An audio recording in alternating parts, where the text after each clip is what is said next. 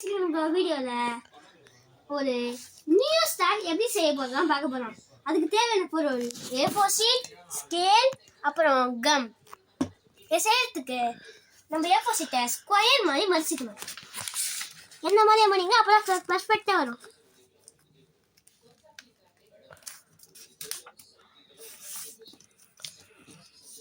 மடிச்சிட்டிங்களா? அப்புறமா ஒரு லைன் தெரியும். அந்த இடத்துல ஒரு ஸ்கேலை வச்சு ஒரு ஸ்ட்ரைட் லைனில் நீங்கள் ஒரு கோடு போட்டிங்கன்னா உங்களுக்கு இந்த மாதிரி ஒரு லைன் கிடைக்கும். கிடச்சிருச்சா? அதை இந்த மாதிரி மடிச்சுக்கோங்க. நான் பண்ணுற மாதிரியே பண்ணுங்க. இந்த ஊக்கு தான் மெயின். இந்த மாதிரி கோணையை விட்டிங்கன்னா ஸ்டாரோட ஊக்கு மொக்கையாக இருக்கும். ஆனால் இந்த மாதிரி பண்ணுங்க, ஸ்டார் பார்க்கறதுக்கு ரொம்ப அழகாக இருக்கும்.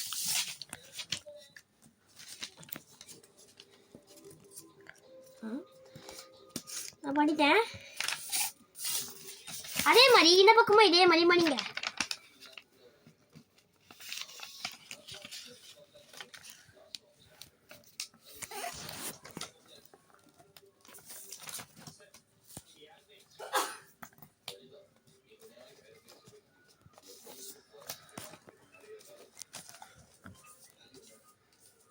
மடிச்சிட்டிங்களா? இங்க ஒன்று இருக்கா கேப் மாதிரி, அதை தூக்கி கரெக்டாக இங்கே வர மாதிரி மடிங்க. நான் மடிச்சு காமிக்கிறேன், அதே மாதிரி பண்ணுங்க. வந்துருச்சா? இந்த மாதிரி இதை கொஞ்சம் அழுத்தம் கொடுத்து இப்படி ஆக்கிடுங்க. ஆக்கினவனு இங்கேருந்து கரெக்டாக நடுவில் இல்லை இந்த மாதிரி மடிங்க.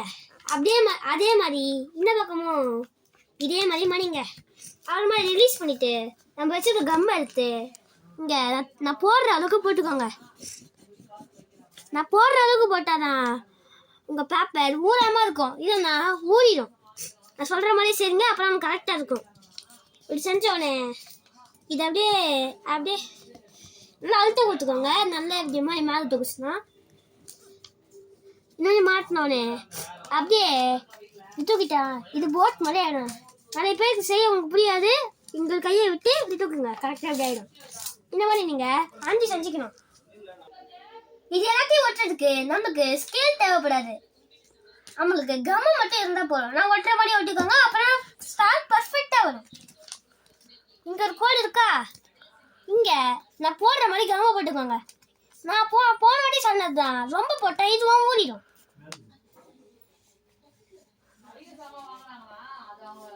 அப்புறமா இந்த மாதிரி இன்னொன்று எடுத்துக்கோங்க. அதே இதே பொசிஷன்ல இருக்கணும். கரெக்டாக இப்படி ஒட்டணும். மேலே ஓடிக்கிங்களா?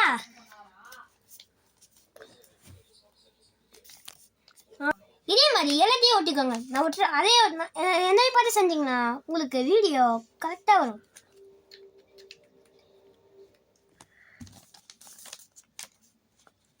Sorry for the mistake. நான் நல்ல வீடியோ சொல்லிட்டேன்.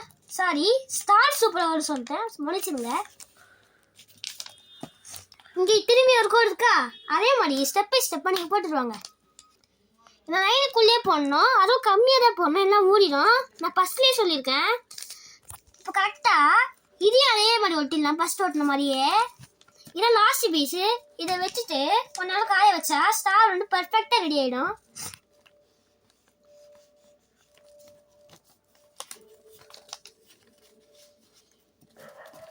இது வச்சிட்டீங்களா?